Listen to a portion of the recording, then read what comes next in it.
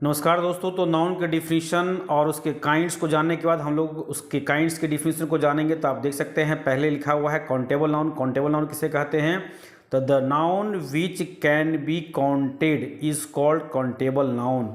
वह नाउन जो गिना जा सकता है वो काउंटेबल नाउन कहलाता है। एग्जाम्पल के तौर पर आप देख सकते हैं यहाँ पर लिखा हुआ है राम, बॉय, क्लास, वोमेन। फिर काउंटेबल नाउन को 3 भागों में बांटा गया है। There are 3 kinds of countable noun. आप देख सकते हैं पहला है प्रॉपर नाउन, फिर है कॉमन नाउन और उसके बाद है कलेक्टिव नाउन, जिसको आगे हम लोग देखेंगे। तो प्रॉपर नाउन किसे कहते हैं? तो यहाँ लिखा हुआ है the noun which denotes particular. सबसे इंपॉर्टेंट जो वर्ड है यहाँ पर पार्टिकुलर पर्सन, प्लेस और thing is called proper noun. वह नाउन जो दर्शाता है, डिनोट्स का मतलब होता है दर्शाना। वह नाउन जो दर्शाता है, क्या दर्शाता है?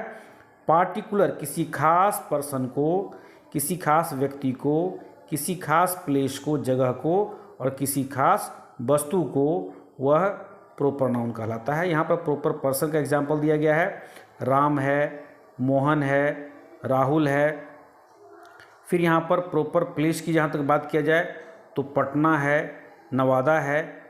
इस तरह से जो है सो प्रॉपर प्लेस की बात हो गई। प्रॉपर थिंग की यदि बात किया जाए तो आप देख सकते हैं यहाँ पर लिखा हुआ है द इंडिया टुडे है, फिर संडे है, फिर द रेड फोर्ट है, द गंगा है, द अर्थ है। ये सब क्या हो गया? Proper thing. और एक और बात हम लोग जान लें कि कुछ ग्रामेरियन जो है सो प्रॉपर नाउन को एक अलग पार्ट मानता है, यानी कि काउंटेबल नाउन, अनकाउंटेबल नाउन और प्रॉपर नाउन, अर्थात वह नाउन को 3 भागों में बांटता है। प्रॉपर नाउन को फिर वह अलग रखा है। तो खैर यह अलग अलग ग्रामेरियन ने अलग अलग ढंग से नाउन के काइंड्स को बांटा है। तो यहाँ पर हम लोगों ने देख लिया प्रॉपर नाउन। उसके बाद जो है सो अब हम बात करते हैं कॉमन नाउन की। कॉमन नाउन किसे कहते हैं?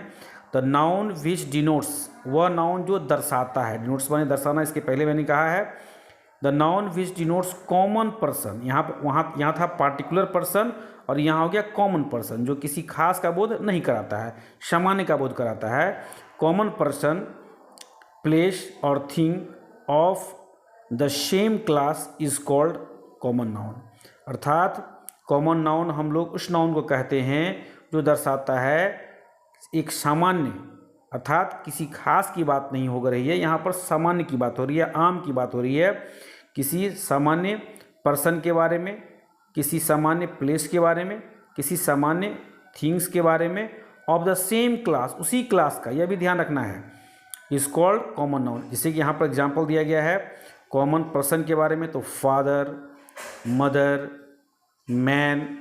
तो ये जो है सो किसी खास की बात नहीं हो रही है। ये फादर मतलब सभी के फादर हो सकते हैं, मदर माने सभी के मदर हो सकते हैं, मैन बहुत सारे मैन हैं। लेकिन यदि इसी फादर में यदि किसी के पिताजी का नाम मिस्टर कुमार, मिस्टर रोहन कुमार है, तो यहाँ पर रोहन कुमार क्या हो जाएगा? वो प्रॉपर नाउन होगा, किसी खास व्यक्ति का नाम हो जाता है। इस तरह से कॉमन प्लेस की बात करेंगे तो यहाँ टाउन है, स्कूल है, विलेज है। तो टाउन बहुत सारे टाउन हो सकते हैं, नवादा, दरभंगा, पटना, कुछ भी कहा जा सकता है। स्कूल की जहाँ तक बात करेंगे तो स्कूल बहुत सारे स्कूल होते हैं, तो ये भी कॉमन हो गया, सामान्य की बात हो गई। विलेज भी बहुत सारे विलेज हो गए। लेकिन इसी में यदि किसी विलेज, खास विलेज के नाम कर लेते हैं जी, जैसे मोहनपुर विलेज की बात करते हैं तो मोहनपुर प्रॉपर हो गया। लेकिन यह यदि हम सिर्फ विलेज की बात करते हैं तो क्या हो गया? कॉमन हो गया। तो इस तरह से जो है सो कॉमन थिंग की यदि बात करेंगे तो यहाँ पर बुक हो जाएगा, टेबल हो जाएगा, पेन हो जाएगा, मैंगो हो जाएगा। तो इस तरह से जो है सो आई होगा, बेंच होगा। तो ये क्या? कॉमन थिंग की बात हो गई। फिर कॉमन एनिमल की बात करेंगे तो काऊ हो गया, कैट हो गया, स्नैक हो गया, ये कॉमन एनिमल की बात हो गई। यदि किसी खास पार्टिकुलर की बात होती है तो वो प्रॉपर नाउन के अंतर्गत आता है। तो इस तरह से हम लोगों ने इसको भी देख लिया, कॉमन नाउन को देख लिया। नोट में बताने का प्रयास किया है कि यहाँ लिखा हुआ है Darbhanga is a proper noun but town is common noun. Darbhanga किसी खास शहर का नाम है तो ये क्या हो गया? प्रॉपर नाउन हो गया। लेकिन यदि हम कहते हैं टाउन, तो ये टाउन कोई भी टाउन हो सकता है, तो ये कॉमन नाउन हो गया। फिर यहाँ पर लिखा हुआ है the Gandak is a proper noun. ये गंडक किसी खास नदी का नाम है तो ये प्रॉपर नाउन हो गया। But river is common noun. लेकिन नदी क्या हो गया? नदी कोई भी नदी हो सकता है, सामान्य, ये कॉमन नाउन हो गया। उसी तरह से the Ramayana is a proper noun. Ramayana किसी खास किताब का नाम है, इपिक का नाम है, महाकाव्य का नाम है। तो ये क्या हो गया, ये जो प्रॉपर नाउन हो गया। बट इपिक, इपिक में महाकाव्य होता है। इपिक इज़ कॉमन नाउन, क्योंकि बहुत सारे इपिक हो सकते हैं, कोई भी इपिक हो सकते हैं, ये कॉमन की बात हो गई। तो इस तरह से जो है सो हम लोगों ने प्रॉपर नाउन को भी देखा और कॉमन नाउन को भी देखा। अब हम लोग बात करते हैं कलेक्टिव नाउन की। कलेक्टिव नाउन किसे कहते हैं, तो देख सकते हैं यहाँ पर डिफिनीशन लिखा हुआ है। द नाउन विच डिनोट्स, वह नाउन जो दर्शाता है ए ग्रुप ऑफ पर्सन। गौर कीजिएगा क्या लिखा हुआ, ए ग्रुप ऑफ पर्सन और other creature, group of person और other creature and collection of things. ये तीन बातों की यहाँ पर चर्चा की गई है। इज कॉल्ड कलेक्टिव नाउन, यानी ग्रुप ऑफ पर्सन और अदर क्रिएचर्स का ग्रुप कहने का मतलब, और कलेक्शन ऑफ थिंग्स और वस्तुओं का समूह को ही हम लोग क्या कहते हैं, कलेक्टिव नाउन कहते हैं। तो यहाँ पर ये तीनों बातों को अलग अलग एग्जाम्पल के द्वारा बताने का प्रयास किया गया है। आप देख सकते हैं यहाँ पर लिखा हुआ है ग्रुप ऑफ पर्सन्स में ए क्लास ऑफ स्टूडेंट्स हो गया, फिर यहाँ पर ए टीम ऑफ प्लेयर्स हो गया। तो जो स्टूडेंट्स का जो ग्रुप है, समूह है, उसको क्या कहते हैं, क्लास कहते हैं। उसी तरह से प्लेयर्स का जो समूह होता है उसको टीम कहते हैं। तो यहाँ क्लास और टीम क्या हो गया, कलेक्टिव नाउन हो गया। उसी तरह से कलेक्शन ऑफ थिंग्स की यदि बात करेंगे तो है ए फ्लीट ऑफ शिप्स, अर्थात जहाज़ों का बेड़ा। जहाज़ों के समूह को क्या कहते हैं, बेड़ा कहते हैं, और जिसको फ्लीट कहा जाता है, और यह कलेक्टिव नाउन होता है। बंच ऑफ फ्लावर्स, फूलों का गुच्छा, तो यह भी बंच क्या हो गया, कलेक्टिव नाउन हो गया। फिर यहाँ पर है पाइल ऑफ बुक्स, पुस्तकों की ढेर, तो यह भी जो है सो पाइल क्या हो गया, कलेक्टिव नाउन हो गया। तो इस तरह से हम लोगों ने देखा कि कैसे कलेक्शन ऑफ थिंग्स को हम लोग कलेक्टिव नाउन के अंतर्गत रखते हैं।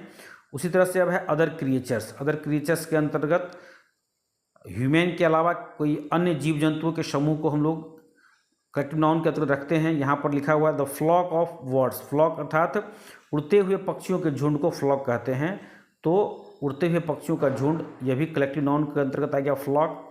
फिर उसके बाद जो है सो अगला जो एग्जाम्पल है, तो ये जो लीटर है, LITTER, लीटर जो है यह कलेक्टिव नाउन है, और यह कुत्ते के बच्चों के झुंड को कहते हैं। यहाँ पर देखिए मैंने हिंदी में भी लिखा है कुत्ते के बच्चों का झुंड। तो कुत्ते के बच्चों, पपीज़ माने कुत्ता का बच्चा होता है, और लीटर माने कुत्ता के बच्चों का झुंड। तो यह भी जो है सो कलेक्टिव नाउन के अंतर्गत आ गया। फिर उसके बाद जो है सो आप देख सकते हैं लिखा हुआ है मछलियों का झुंड, तो इसको कहते हैं शोएल, SHOAL, शोएल, ए शोएल ऑफ फिश। तो यह क्या हो गया, मछलियों का झुंड को शोएल कहते हैं। तो इस तरह से जो है सो हम लोगों ने कलेक्टिव नाउन को भी जाना। तो हम लोग काउंटेबल नाउन का जो तीनों काइंड्स होते हैं, उन तीनों काइंड्स को देखा, चाहे प्रॉपर नाउन हो, चाहे कॉमन नाउन हो, या कलेक्टिव नाउन हो। तो इस तरह से मैं आज का वीडियो को समाप्त करता हूँ। अगले वीडियो में हम लोग अनकाउंटेबल नाउन के अंतर्गत मटेरियल नाउन और एब्स्ट्रैक्ट नाउन को जानेंगे। धन्यवाद। इसी तरह से वीडियो को देखते रहिए, लाइक कीजिए, शेयर कीजिए, सब्सक्राइब कीजिए। एक बार फिर से धन्यवाद।